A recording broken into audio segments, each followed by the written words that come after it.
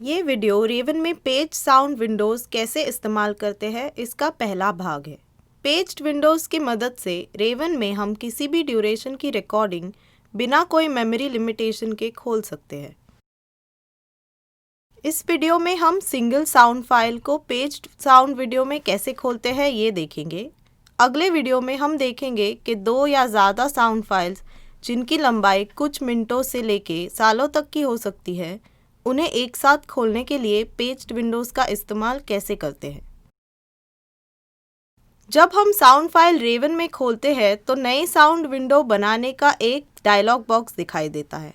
हम या तो पूरी साउंड फाइल खोल सकते हैं या उसे पेज बाय पेज ओपन कर सकते हैं। डिफ़ॉल्ट से रेवन पूरी साउंड फाइल एक साथ खोलता है। अगर फाइल का ड्यूरेशन बहुत लंबा है तो फाइल खोलने पर हमें एक डायलॉग बॉक्स दिखाई देगा जो कहेगा कि ये पूरी फाइल खोलने के लिए रेवन की मेमोरी कम पड़ रही है। अगर ऐसे लंबे फाइल्स की जांच करनी हो तो फाइल को पेज करने से ये मेमोरी कम होने का प्रॉब्लम हम सुलझा सकते हैं। पेज साउंड विंडो में रेवन सिर्फ उतनी ही साउंड डेटा की मेमोरी लोड करेगा जितनी हम पेज साइज फील्ड में उल्लेखित करेंगे। पेज्ड विंडो के नेविगेशन कंट्रोल से हम आसानी से लंबी रिकॉर्डिंग का कोई भी हिस्सा देख सकते हैं। इस ट्यूटोरियल के लिए हम ये 60 मिनट की साउंड फाइल खोलेंगे जो यूनाइटेड स्टेट्स में टेरेस्ट्रियल ऑटोनॉमस ऑडियो रिकॉर्डर की मदद से रिकॉर्ड की गई है। फिलहाल मैं 60 सेकंड की डिफ़ॉल्ट पेज साइज एक्सेप्ट करूंगी। और क्योंकि मैंने configure new sound dialog box में 60 सेकंड की पेज साइज चुनी थी, वेवफॉर्म और स्पेक्ट्रोग्राम व्यूज़ खुलते ही मुझे इस 1 घंटे के फाइल के शुरुआत का सिर्फ 1 मिनट दिखाई देगा। मैं वेवफॉर्म बंद करूंगी और स्पेक्ट्रोग्राम को 3 लाइंस में डिस्प्ले करूंगी ताकि हर लाइन पर 20 सेकंड का स्पेक्ट्रोग्राम दिखाई दे। इस स्पेक्ट्रोग्राम व्यू के लिए मैं कॉपर कलर का इस्तेमाल करूंगी।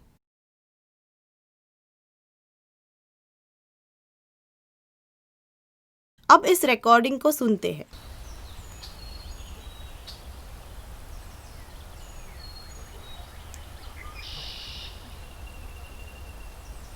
साउंड विंडो के ऊपर पेज नेविगेशन पैनल के इस्तेमाल से मैं साउंड के अलग हिस्से देख सकती हूँ। पेज के ऊपर नेविगेशन पैनल पर एक पेजिंग स्क्रॉल बार है जिसकी लंबाई पूरी रिकॉर्डिंग के ड्यूरेशन से मिलती है।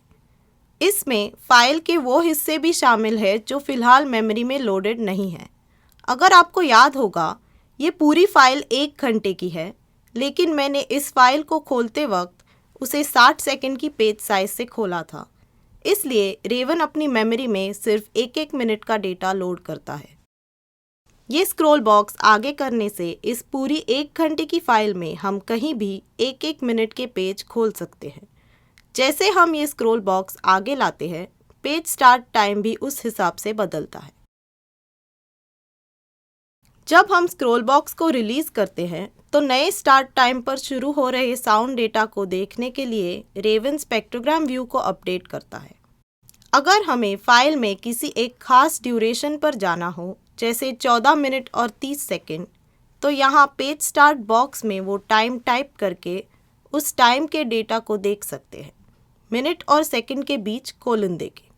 एंटर बटन दबाने पर पेज उस टाइम पर खुलता है जो हमने पेज स्टार्ट बॉक्स में लिखा था।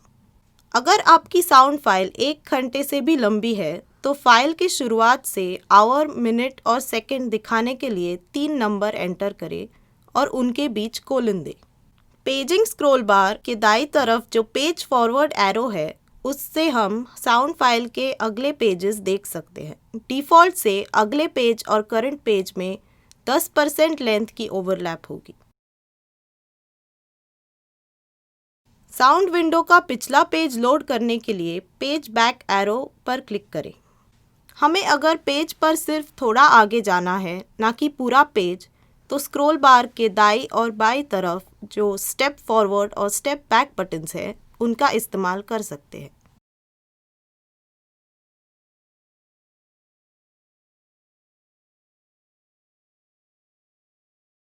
डिफ़ॉल्ट से हर पेज स्टेप फॉरवर्ड और स्टेप बैक बटन पेज को उसकी लेंथ के 10% हिस्से से आगे या पीछे ले जाएगा। अगर पहले देखे हुए पेजेस पर हमें वापस जाना हो तो प्रीवियस और नेक्स्ट रीसेंट पेज बटन से उन पेजेस को फिर से देख सकते हैं। अगर हमें पेज की साइज चेंज करनी हो या इन एरोज की मदद से पेज्ड विंडो कितना आगे या पीछे आता है ये बदलना हो तो यहाँ पेज नेविगेशन पैनल पर राइट क्लिक करके कॉन्फ़िगर पेजिंग बटन से ये बदल सकते हैं। अगर मुझे पेज साइज में 2 मिनट की लंबाई और 0 ओवरलैप चाहिए तो यहाँ पेज साइज की जगह 120 सेकंड या 2 मिनट एंटर करके पेज इंक्रीमेंट 100% करके मैं ओके पर क्लिक करूँगी।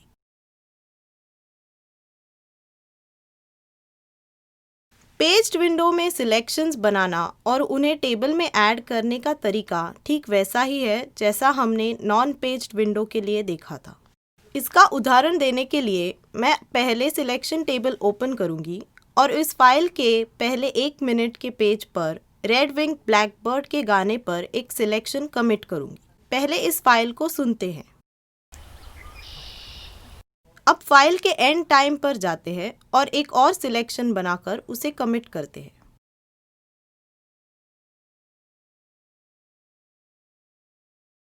हम यहाँ कनाडा गूस की एक सिंगल नोट सुन सकते हैं।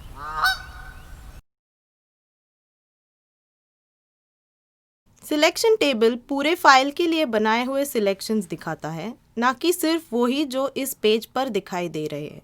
अगर मैं सिलेक्शन टेबल के किसी एक सिलेक्शन पर क्लिक करती हूँ जो फिलहाल इस दिखाए हुए पेज पर नहीं है, तो रेवन अपने आप उस सिलेक्शन के पेज पर जाएगा। साउंड डेटा को एडिट और बदलने के अलावा हम जो सब अनपेज्ड विंडो में कर सकते हैं वो सब पेज्ड विंडो में भी कर सकते हैं। अगर हम पेज्ड विंडो के एडिट मेन्यू में जाते हैं तो कट, पेस्ट और डिलीट बटन्स हम इस्तेमाल नहीं कर सकते। पेज्ड विंडो में हम हॉरिजॉन्टल जूम और स्क्रॉल की मदद से स्पेक्ट्रोग्राम की ठीक से जांच कर सकते हैं, ठीक उसी तरह जैसे हम नॉन पेज्ड विंडो में करते हैं। लेकिन पेज्ड विंडो में जूम इन करते वक्त ये याद रखना ज़रूरी है कि हम पूरे पेज का सिर्फ एक छोटा सा हिस्सा देख रहे हैं। अगर हम लंबी साउंड फाइल देखते वक्त ये नज़रअंदाज करते हैं तो ऐसा हो सकता है कि हम अपनी फाइल के कुछ हिस्से ना देखते हुए ही आगे जाएं। इसका उदाहरण देने के लिए पहले हम इस पेज की लंबाई 1 मिनट की करेंगे और पेज इंक्रीमेंट 100% पर रखेंगे। साउंड की शुरुआत से अगर हम एक एक पेज से आगे बढ़ते हैं तो पहले 0 to 1 मिनट दिखाई देगा, फिर 1 से 2 मिनट और आगे। अब फाइल की शुरुआत पे जाते हैं और टाइम एक्सिस के जूम इन वाले X बटन पर 4 बार क्लिक करते हैं हॉरिजॉन्टली जूम इन करने के लिए। अब हमें पेज के पहले 15 सेकंड दिखाई दे रहे हैं। स्क्रॉल बार की मदद से हम इस 1 मिनट के पेज के आगे के हिस्से भी देख सकते हैं।